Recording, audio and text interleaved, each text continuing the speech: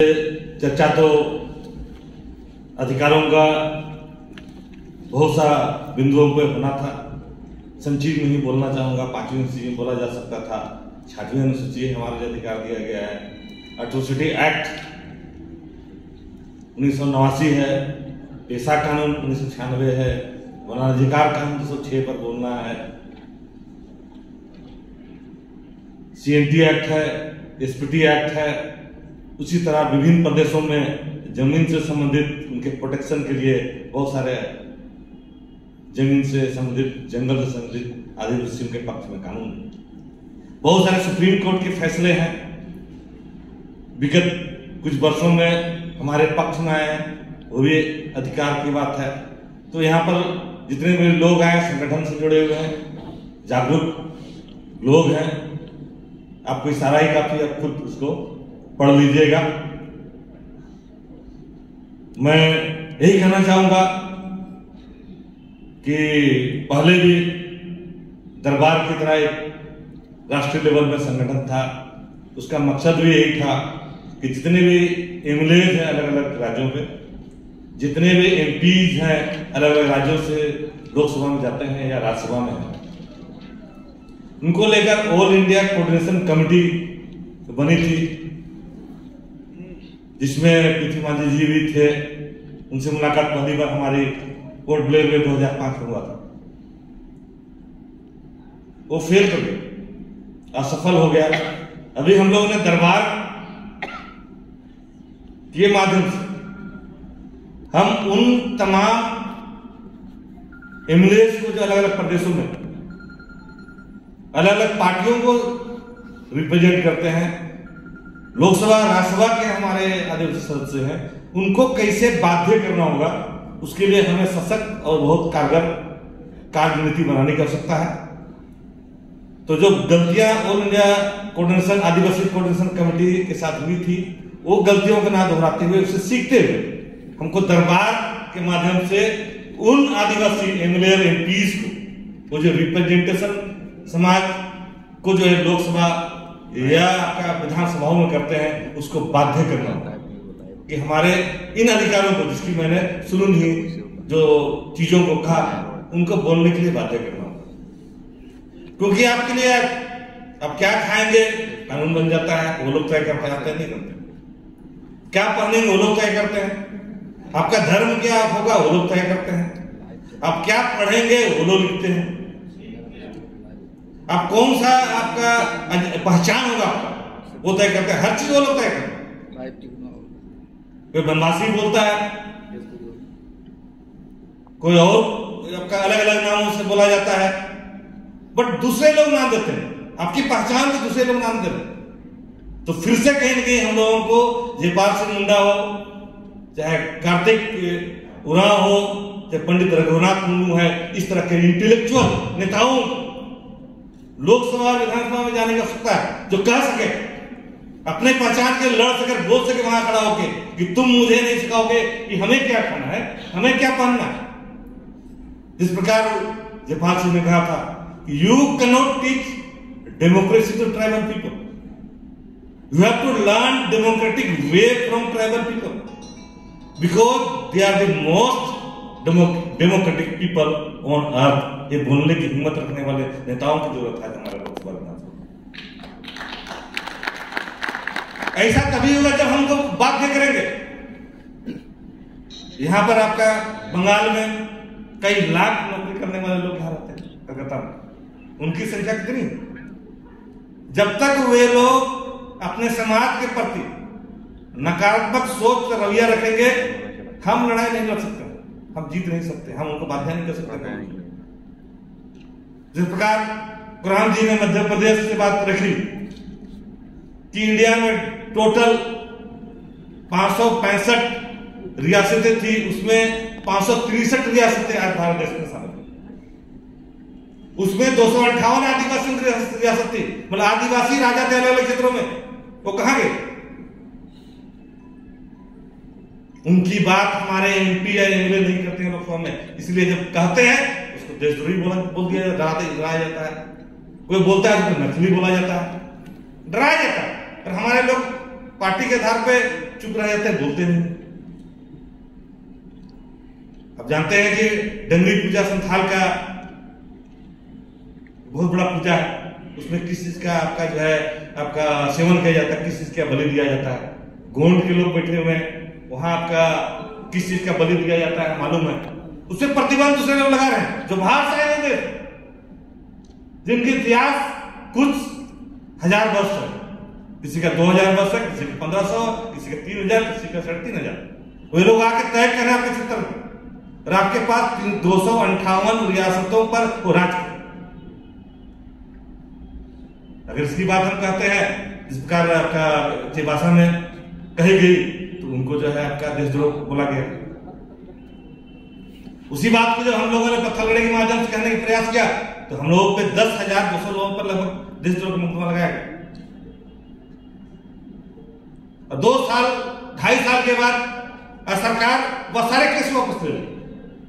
तो मजाक बना दिया ना। आपके आंदोलन को आपको दमन करने के लिए ऐसा किया जाता है। जब ये लड़ाई लड़ी जा रही थी, तब जो नेताओं को जो समर्थन करना था, वो अलग अलग पार्टी के अलग अलग तरीके से बयान आया, क्योंकि वे लोग नहीं चाहते थे कि भाई आदिवासी जो है जाके हमारे आदिवासी। तो जब तक ऐसा रहेगा तब तक हम आदिवासी अधिकारों को हासिल नहीं कर सकते। तो हमको समझना होगा, गहराई से पढ़ना होगा और जानना होगा। और कहीं न कहीं ये सारे कानून जो नहीं लागू हो रहे हैं, इसको लागू कराने के लिए हम लोगों ने आपका शब्दों का मैंने इस्तेमाल किया, जिन बिंदुओं पर जो है चर्चा हुई, सारे बिंदुओं पर आज जो है तकरीबन तमाम भारत देश में जो है अच्छा खासा जानकारी है। हर क्षेत्र में आंदोलन हो रहे हैं, प्रखरता से अपनी बात को रख रहे हैं, फिर भी वह कानून धरातल पे लागू नहीं, ना पैसा लागू हो रहा है, ना संचित निधि का फंड आपको मिल रहा है, ना ही CNT का अनुपालन हो रहा है, ना SPT का अनुपालन हो रहा है, ना 5वीं और 6वीं अनुसूची का अनुपालन। कहीं हम उसको गहराई से समझने के प्रयास नहीं कर रहे, उसके गहराई में नहीं जा रहे। हमको सीखना होगा बॉर्डर ट्राइब्स, हमको सीखना होगा उन थोड़े से लोग हैं अभी जो है आपका टाना भगत जो है झारखंड में, बॉर्डर ट्राइब है इंडिया में आया, वो बाद में आया, वो इंडियन नहीं था, आंदोलन से इंडियन बना पहले, फिर इंडियन बनने के बाद वो ट्राइब बना, ट्राइब का स्टेटस लिया उसने, फिर उसने भाषा भी अपनी भाषा को बॉर्डर ट्राइब को मानता लिया उसने आंदोलन से, फिर उसने अलग टेरिटरी भी मांगा। उसी प्रकार जो हमारे आपका टाना भगत, आपको मालूम होना चाहिए कि इस देश में मुंडा जनजाति जो है जमीन का टैक्स मालगुजारी जो है सरकार को नहीं पे करता है, और जमीन उसकी सोल उसकी जमीन, तो सरकार को टैक्स नहीं देता। यही बात कुछ लोग मुस्लिम से 1.5-2 लाख होंगे आपका टाना भगत, उन्होंने सरकार से झारखंड सरकार से कि जमीन हमारी है, हम टैक्स क्यों देंगे, टैक्स बंद कर दिया। आज सरकार ने झारखंड को मान्यता दिया गया अब टैक्स नहीं देंगे। तो मुंडा जनजाति के बाद आपका बहुत थोड़े जो टाना भगत है, उन लोगों ने अपनी जमीन का टैक्स नहीं दे रहा, वो जमीन हमारी है, ये सरकार की। फिर बोला हमारे जमीन से आप बिजली बनाते हैं, हम बिजली का पैसा क्यों देंगे, उन्होंने बिजली का बिल देना बंद कर दिया, अब सरकार ने उसकी बिजली की बिल भी माफ कर दी। तो आपको ईमानदारी से कानून को समझना होगा, और उस पर आपको बहुत स्ट्रेटेजिकल और प्लान के साथ आपका जो आंदोलन करना होगा, तब ये लड़ाई जीत सकते हैं। अगर हम पॉलिटिकल आपका एंगल से जो है अपने पार्टी को फायदा दिलाने के लिए बयान देंगे, तो आदिवासी जना एकजुट होगा, नहीं वो लड़ाई जीत सकता है। जिस प्रकार उसने जोहार शब्द का इस्तेमाल किया, आज बंगाल में आप है, ममता बनर्जी की फोटो के साथ में जोहार लिखा हुआ, बड़ा बड़ा पोस्टर लगा हुआ, वो बाध्य किया हम लोगों ने जोहार आपका बोलने के लिए। यही जोहार जब राजस्थान, गुजरात और महाराष्ट्र में बोला गया, तो वहां के सदनों में बोला गया कि जोहार शब्द नक्सली शब्द है, जब प्रतिबंध लगाया जाए। प्रधानमंत्री बोलता है जोहार शब्द हमारे क्षेत्र में, बहुत सारे बड़े नेता बोलते हैं तो नकली है क्या, तो डराया जाता आपको।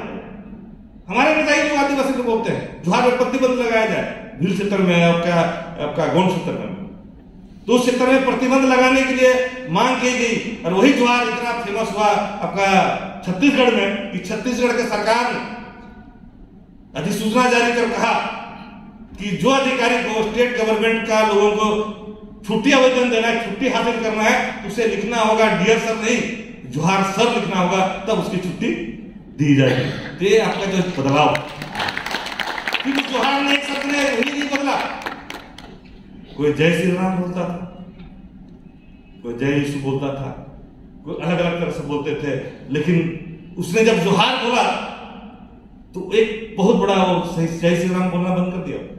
हिल प्रदेश में वहां का आदिवासी 99% आदिवासी लगभग हिंदू मान्यता में चलते हैं। आज ये धर्म की बात हो रही, क्योंकि वो अवेयरनेस पिछले 15 साल में आया, और आज वही लोग जोहार शब्द ने उसको जय श्री राम बंद किया आदिवासियों को। आज वे लोग जो है जोहार बोल रहे हैं, तो उसे जोहार से बहुत बड़ा बदलाव आ गया। अब वो महसूस करे जान रहे कि जोहार ने क्या किया।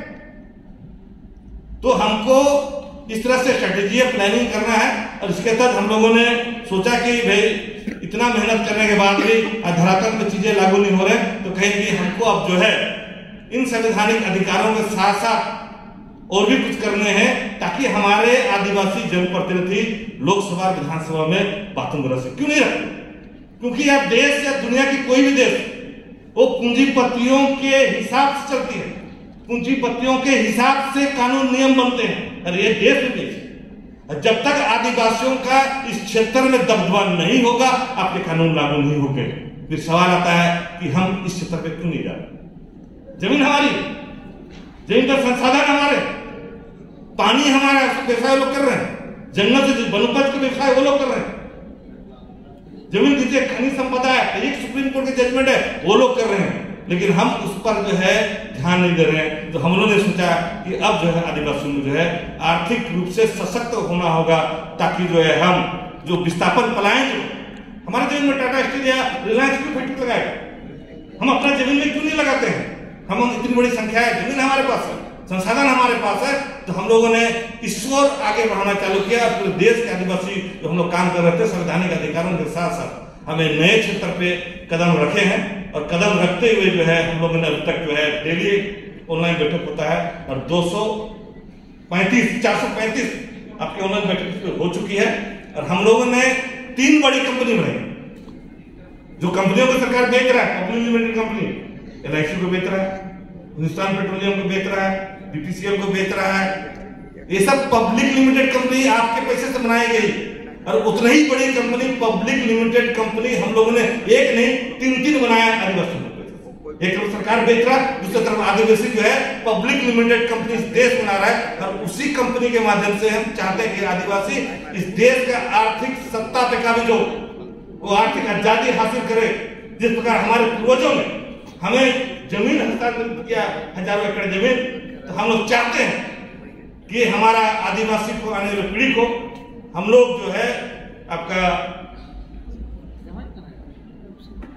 आर्थिक आजादी के रूप में ये बड़े बड़े व्यवसाय हम उसे दे, ताकि अपने जमीन में हम खुद व्यवसाय करेंगे तो हम विस्थापन से बचेंगे, हम बेरोजगारी की समस्या से निपटेंगे, हम ह्यूमन ट्रैफिकिंग को काउंटर करेंगे, हम उसका विरोध करेंगे तो नक्सली बोला जाएगा, हम उसका अगर हम खुद व्यवसाय करते हैं तो नक्सली के टैक्स पर नहीं लगेगा। अगर हम सत्ता पे काबिज है, पैसा हमारे पास है, तो हम कहीं ना कहीं राजनीतिक नेताओं को, राजनीतिक पार्टी को भी कंट्रोल करेंगे।